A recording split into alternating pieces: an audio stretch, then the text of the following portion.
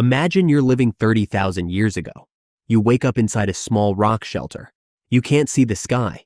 You can't see the animals outside. You can't go hunting because it has been raining for 3 days and it hasn't slowed down. The ground outside has turned to mud.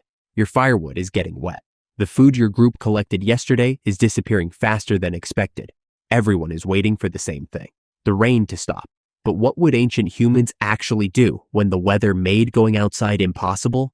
Because they didn't have movies. They didn't have phones. They didn't have books to read. And they couldn't just order food and wait for someone to bring it through the rain.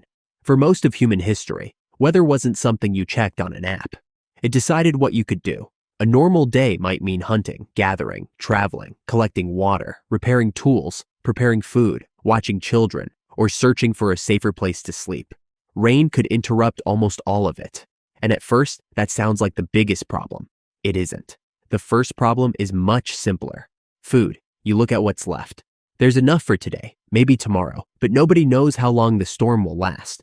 So now the group has a choice. Someone could go outside, but wet ground makes movement harder. Animals may change where they move. Visibility drops. The person leaving risks coming back empty-handed. And if they waste energy for nothing, the group has even less tomorrow. So they stay. For 1 day, that's manageable. 2 days maybe. But by the 3rd day, the shelter has become the entire world. And this is where ancient humans had to become extremely good at something we rarely think about. Doing more with less. Nothing gets thrown away. A damaged tool gets repaired. Animal hide gets worked. Food gets divided carefully. Firewood is protected. Someone sharpens a stone. Someone else watches. A child watches too. And that child is learning. There is no classroom. There is no instruction manual. The lesson is happening beside the fire. Watch how I hold it. Watch where I strike. Don't cut there. Try again. The rain has created something nobody planned for. Time. Time to repair things. Time to teach. Time to talk. And eventually, time to do something that looks completely useless. Someone starts telling a story. Maybe it's about a hunt. Maybe it's about a dangerous animal. Maybe it's about a person who made a terrible decision. Maybe it's just a ridiculous story that makes everyone laugh. And now something strange has happened. The group is no longer just waiting for the rain to stop. They're using the time. Because a story can do something a hunt can't. It can carry an experience from one person's mind into another person's mind. You don't have to encounter every danger yourself. Someone can tell you what happened. You don't have to discover every useful plant. Someone can show you. You don't have to make every mistake. Someone older can warn you. Knowledge can survive the person who originally learned it. And that changes everything. Because a human group doesn't just inherit genes. It inherits information. A child watches an adult make a tool. Later, that child improves it. Someone else watches. They learn. The next generation starts there. Then, add something else. That's how knowledge accumulates. But the rain still hasn't stopped. And now there's another problem. Everyone is trapped together. No one can simply walk away. No private room. No headphones. No screen. No easy escape. Someone wants more food. Someone isn't helping enough. A child won't stop crying. Someone damages an important tool. A small disagreement becomes an argument. And suddenly, the shelter isn't just protecting the group from the weather. It's testing the group itself. Because when people are forced to spend days together, they learn things about each other. Who shares? Who hoards? Who stays calm? Who helps? Who can be trusted? Who becomes difficult when things go wrong? The storm doesn't create those personalities. It reveals them. And that matters because ancient humans couldn't afford to treat relationships as optional. The person you're arguing with today might be the person who helps you find food tomorrow. The person who teaches your child today might save that child's life years later. Trust isn't just a feeling when survival depends on other people. It's an asset. And now the rain has been falling for 5 days. The food is lower. The firewood is running out. Everyone has heard the same stories. Everyone has repaired what can be repaired. And the group is getting restless. Then someone says something that changes the mood. Not about food, not about hunting, not about the storm. A story about what happened years ago.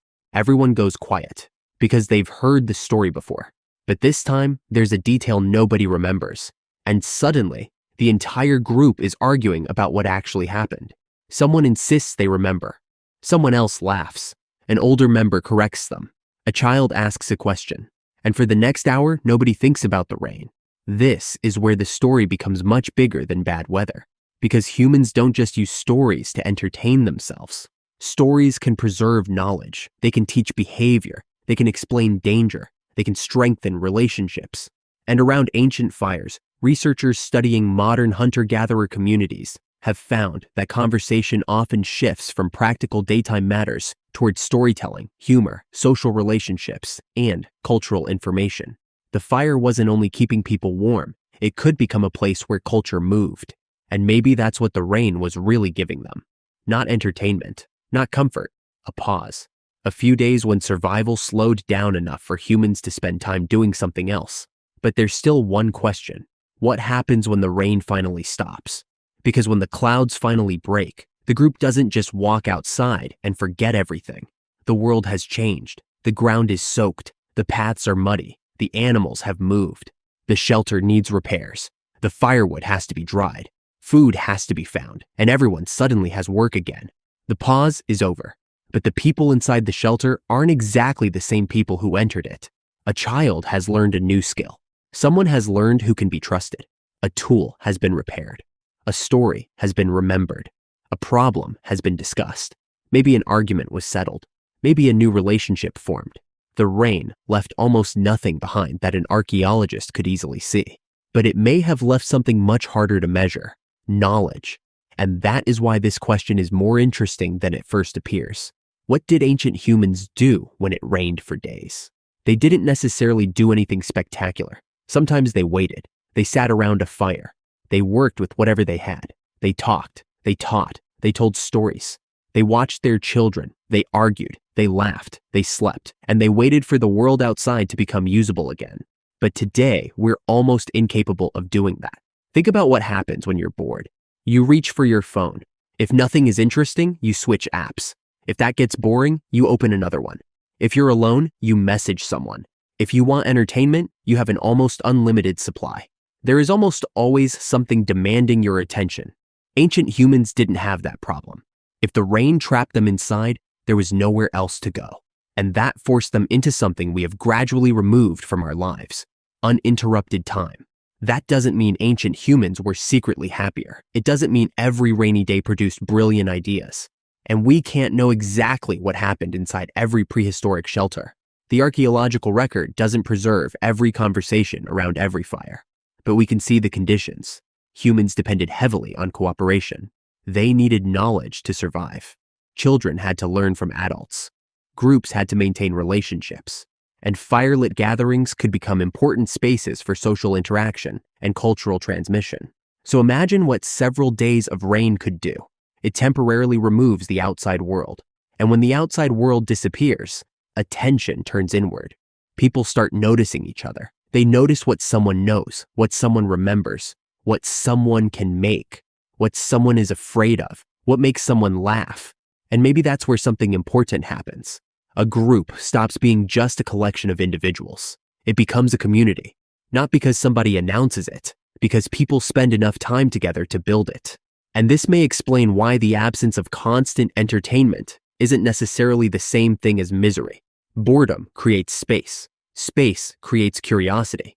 Curiosity creates questions. Questions create conversations. Conversations carry information. And information can survive for generations. One person learns something, they teach another. That person changes it. Someone else remembers the improvement. The next generation starts from there. This is how humans can accumulate knowledge instead of constantly starting over. And maybe a rainy week gives us a tiny glimpse of that process. You can't hunt, so you repair your tools. You can't travel, so you talk. You can't gather, so you stretch the food. You can't keep moving, so you teach. You can't escape the people around you, so you learn how to live with them. The limitation creates the behavior. And sometimes the behavior becomes useful long after the limitation disappears. That's the part modern life makes easy to forget. We think progress always comes from doing more. More information, more entertainment, more movement, more productivity. But humans also need periods when nothing is demanding an immediate response. The ancient version of that might have been simple: rain outside, fire inside, nothing to do until morning. And in that space, people talked. Maybe that's why the storm doesn't need to be the villain of this story. For ancient humans, rain could be dangerous. It could make hunting harder. It could reduce access to food. It could damage shelters. But it could also create something rare. Time without interruption. Time to pass knowledge forward. Time to strengthen relationships. Time to tell a story that would otherwise disappear. And maybe that is the answer we've been looking for. Ancient humans didn't survive rainy days by constantly finding ways to escape boredom. They learned to exist inside it. They could sit with the silence. They could make something. They could talk. They could listen. They could simply wait. And eventually, the rain stopped. The hunters walked outside. The children followed. The group spread back across the landscape. The world became busy again. But the story someone told around the fire stayed. The skill a child learned stayed. The trust built between two people stayed.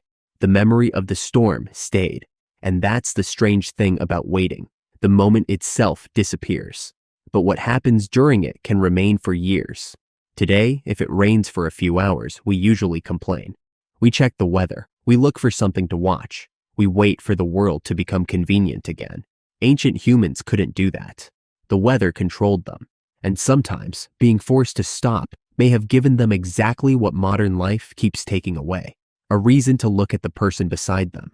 A reason to tell a story. A reason to teach. A reason to think.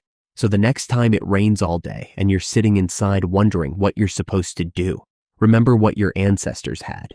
No Netflix. No social media. No endless feed. Just a shelter. A fire. A few other people. And nowhere else to be. Maybe they were bored. Maybe they were frustrated. Maybe they were worried about food.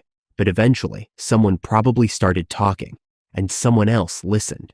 And for a few hours, while the rain fell outside, they weren't just waiting for the storm to end.